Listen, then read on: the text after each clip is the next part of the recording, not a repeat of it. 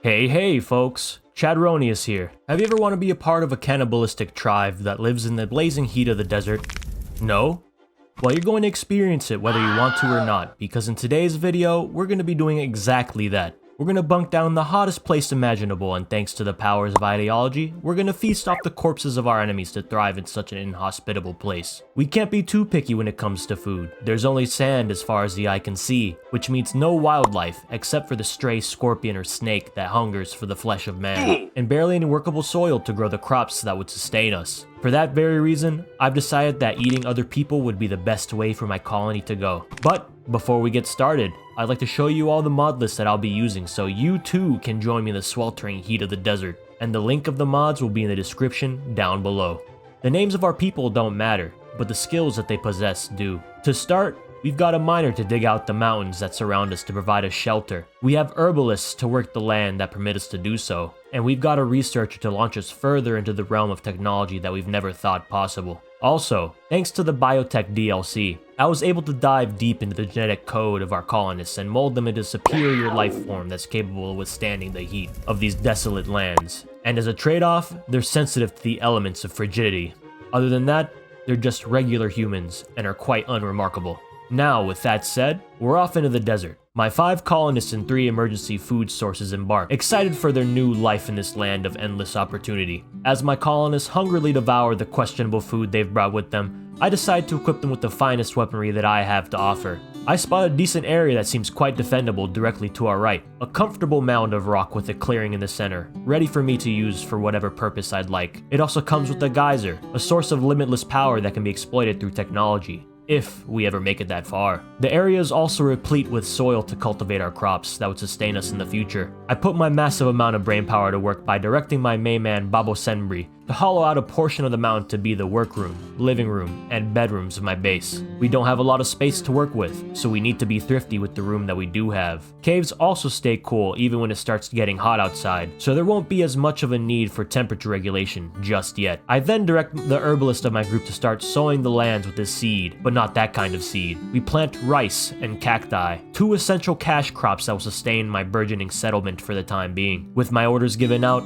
my colonists begin to toil over the land, working diligently for a better future for themselves. Since we managed to carve ourselves a little area in the side of the mountain in a short amount of time, I make it a sleeping area where everyone will be sleeping shoulder to shoulder on the best rocks around for the time being. The bedroom is now ready and night falls. My colonists head to bed, sleeping as close as possible to each other for comfort. We've got a decent amount of work done in the first day. We're starting to run dangerously low on food, and I've only just planted the edible crops that will take many days to grow. My colonists wake up ready for another day of work, and in order to work, we need food. We just consumed our last bit of pemmican, leaving us with nothing in the food reserves. It's only the second day, and desperation is already setting in, and people are starting to get cranky. So I have Black slaughter our pet koala for its chlamydia-riddled meat. I find out that I didn't have to force someone to kill the sweet, innocent koala as I spot a starving crocodile roaming the desert far from its natural home. But we shouldn't look a gift croc in the mouth. I ready my men for battle and march them down to the crocodile, armed to the teeth and ready for war. The croc catches a whiff of one of our colonists and begins to hunt. We'll see who wins this battle, 1 scaly boy or 3 cavemen. I have my people stand and wait as the crocodile approaches them, thinking that it would score an easy meal off of one of my colonists. As soon as it gets into range, my colonists unleash the full force of their fury and light up the croc, but it keeps moving closer, hungering for my colonists' delectable flesh.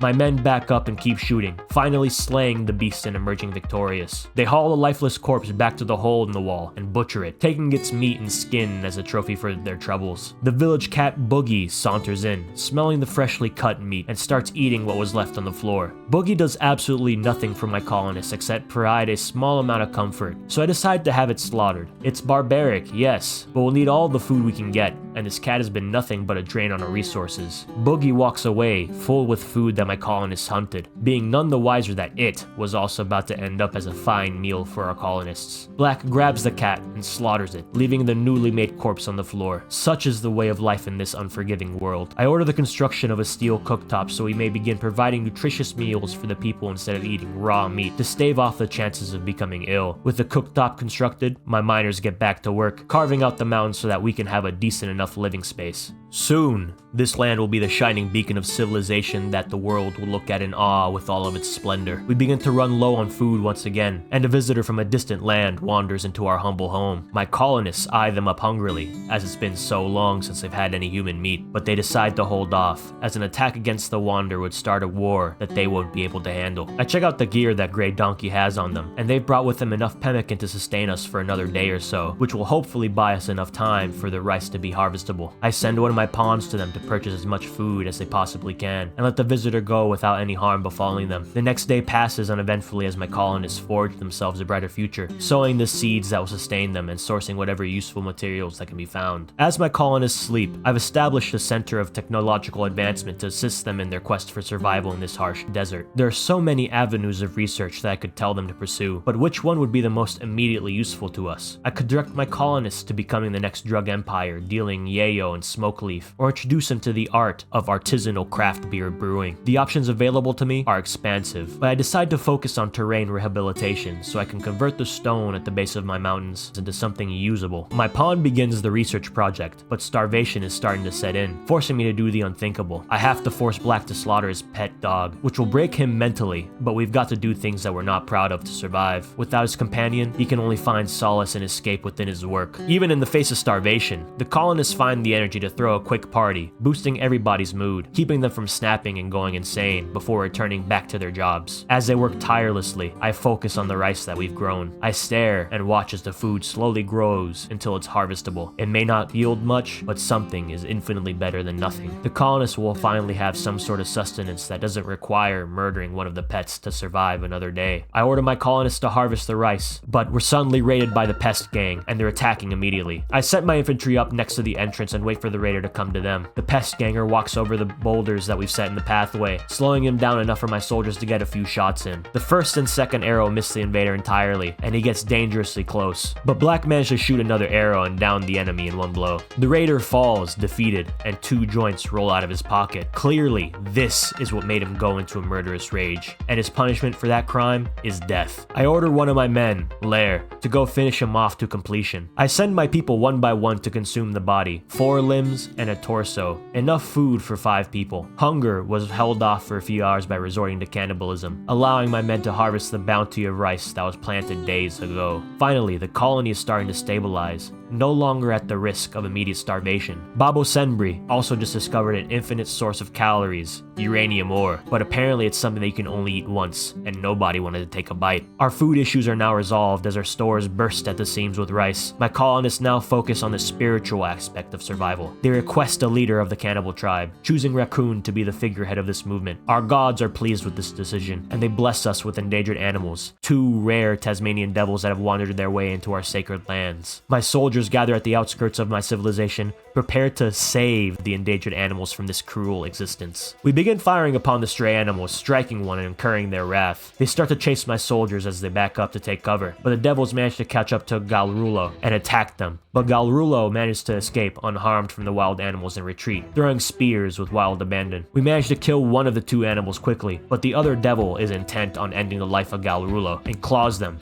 nearly disemboweling the emaciated tribesmen. My soldiers riddled the devil with arrows, finally killing it, but it came at the price of spilled blood. My chef was injured and reeling from pain, bleeding out and about to die. We're gonna have to use everything at our disposal to attempt to save them. Galrulo stumbles back to the mountain and patches herself up with the medicine available to her and stabilizes herself. She's no longer at risk of immediately dying, but infection is always an issue. As a celebration for the kills that my men have made, I decide to pimp out their house as a reward. I order my finest construction worker to replace the stone walls with steel, something that is sure to boost the mood of everybody around. We receive word that someone is in need of rescuing, a lone survivor by the name of Mick, and they promise to join us if we rescue her. I ready 2 good men and send them off into the desert, hoping to increase my manpower in this colony of cannibals so that we may be better prepared for the future threats that may come our way. After a day's travel, my 2 men arrive at the location of the stranded survivor. An ambush is sprung, and my men are attacked by a single Militor. It takes a shot, wounding one of my men, but they destroy it after a few strikes, bringing the survivor back to the the base, safe and sound. While the new colonist is being transported, the main base is raided once again by a single person from the pest gang. I send the 2 colonists of mine capable of fighting back with weapons in hand to greet the invader heads on. The fight starts with my people shooting arrows and throwing spears, missing the raider entirely, allowing him to get into swinging distance. My combatants start pulling back, but Galrulo continues to be the lightning rod of ire and catches an axe to the body, wounding them badly. They manage to pull away from the invader, finally killing him, and out of his pocket, another jazz cigarette comes out. This seems to be what's driven into a murderous, marijuana-fueled rage. Galrulo plugs the wounds that she's been given and takes a well-deserved rest, but it seems as if her battle isn't over yet. Her wounds become infected since she's sleeping on a dirty cave floor, and she needs quality medical attention immediately if she's going to survive. As revenge for her injuries, Galrulo grabs the corpse of the raider and butchers them, turning the attacker into a delectable snack called human surimi. The caravan finally arrives with the new colonist in tow, but the infection in Galrulo is starting to get to fatal levels. Her infection is already at 80%, and she's not gaining immunity fast enough. As a last-ditch effort to save her, I have one of my colonists attempt to amputate the infected body parts. The surgery seems to be going well, but the doctor botches the surgery and just injures Galrulo,